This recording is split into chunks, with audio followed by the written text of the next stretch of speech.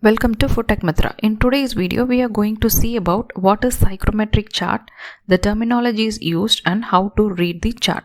Psychrometry. Psychrometry is the study of a relationship between air and its associated water. And psychrometric chart is the graphic representation of the thermodynamic properties of moist air. And this psychrometric chart is valid at certain pressure of air. The pressure of air is related to the height above or below sea level. And the widely used psychrometric chart is a standard barometric pressure of 101.325 kilopascal or 1 atmosphere or 760 mm Hg. Moist air. So moist air consists of two components such as dry air and water vapor. Practically, the atmospheric air always contains some amount of water vapor in it, but the amount will depend on temperature and pressure.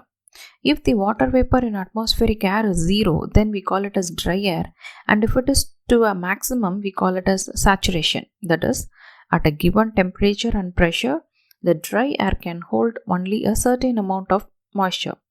But when the moisture content is maximum, the air is known as saturated air. This water vapor plays a very significant role in the effect of air condition on the post-harvest life of perishable commodities. Right? The terminologies used in psychrometric chart are the dry bulb temperature, wet bulb temperature, relative humidity, dew point temperature, humidity ratio, specific enthalpy, and specific volume or humid volume.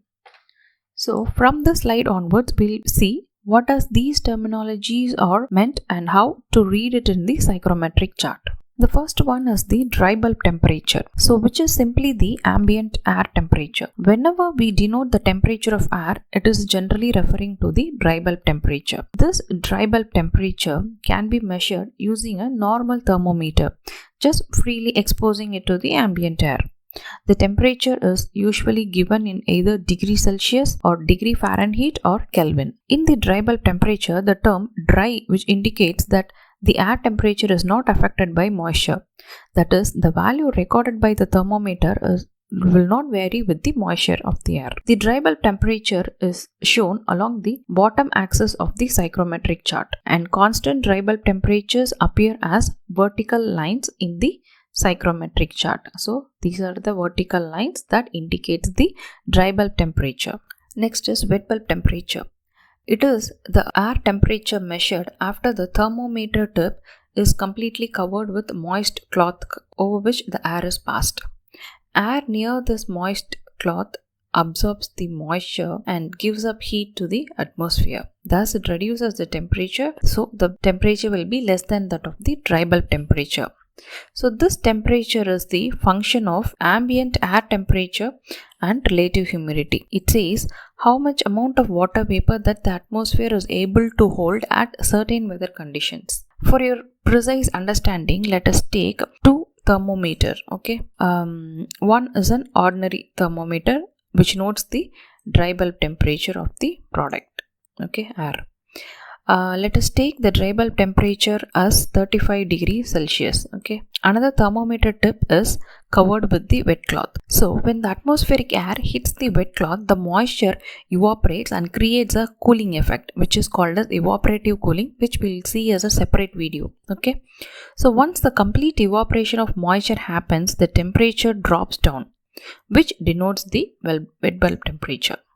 This wet bulb temperature depends on relative humidity. Lower levels of wet bulb temperature indicate the air could hold, or the air is capable of holding more amount of moisture compared to the higher level of wet bulb temperature. In simpler terms, if the RH is less, then more evaporation happens, which in turn produces more cooling effect.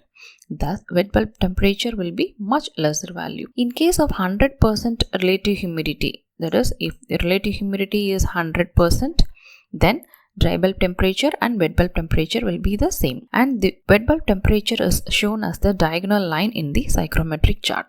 And the next is relative humidity. It is the ratio of partial pressure of water vapor to the theoretical saturated vapor pressure. And this is the relative measurement with the saturation. It is a measure of amount of water that the air can hold at certain temperature in relative to the amount of water that air at the same temperature can hold at 100% humidity or saturation. It is represented in percentage. So the curved line running from the bottom left and spreading through the top right of the chart. So that represents the relative humidity. And next is dew point temperature. The temperature at which water starts to condense.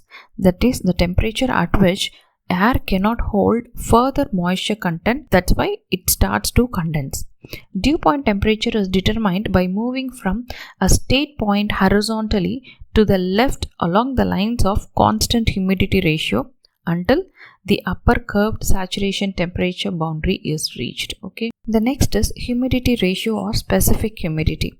It is represented as the mass of water vapor per unit mass of dry air. It is represented by kilogram of water vapor per kilogram of dry air. And the humidity ratio is shown in the right vertical axis of the psychrometric chart. And next is the enthalpy. So enthalpy is the total thermal energy in air, which is the sum of amount of heat of the dry air and water vapor in the air. The enthalpy lines are located above the saturation upper boundary of the chart. Okay, and lines of constant enthalpy run diagonally downward from left to right across the chart. Next is specific volume. Specific volume represents the space or volume occupied by unit mass of dry air.